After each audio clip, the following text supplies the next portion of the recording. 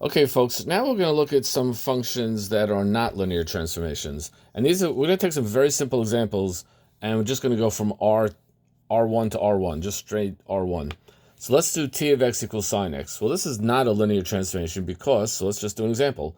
The sine of 2 times 90 does not equal 2 times the sine of 90 because 0 does not equal 2. I'll let you ruminate on that. Another very simple example is t of x equals x squared. Well, this is not a linear transformation because t of 1 plus 1, which equals t of 2, which is equal to 2 squared, because that's the function x squared, which is 4, but 4 does not equal t of 1 plus t of 1, which is 1 squared plus 1 squared equals 2. So we see that t of 1 plus 1 does not equal t of 1 plus t of 1. But it's not very surprising that these examples were not linear transformations. I mean, they're not even linear functions. Sine x, x squared. So I want to show you an example where it is a linear function. You'd expect it to be a linear transformation, and yet it will not be. T of x equals x plus 1. That's a nice linear. It looks nice and linear, yet we're going to see it's not a linear transformation. It's going to actually fails both characteristics. Let's say, for example, t of cx, that's cx plus 1. That does not equal cx plus c, unless, of course, c equals 1, but, c could be anything else. So that does not equal cx plus c, which does, and cx plus c equals c times x plus 1, which is equal to c times t of x. So we see that t of cx does not equal c times t of x. Of course it does if c equals 1, but that's just trivial. That's just dumb. Not dumb, just trivial.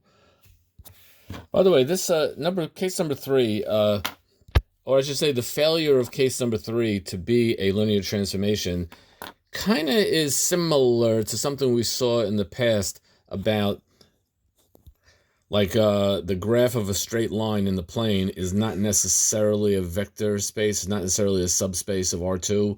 We saw that. Remember, it had to be a line that went through the origin, not necessarily just any old line. This is example number 3 is kind of similar to that, and I'll let you chew on that, why it's similar. Meanwhile, I want to go to some functions which are always going to be linear transformations, no matter what the vector space is.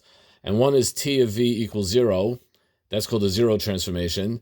And the other one is t of v equals v, which is the identity transformation. No matter what vector space we're dealing with, these are always going to be linear transformations.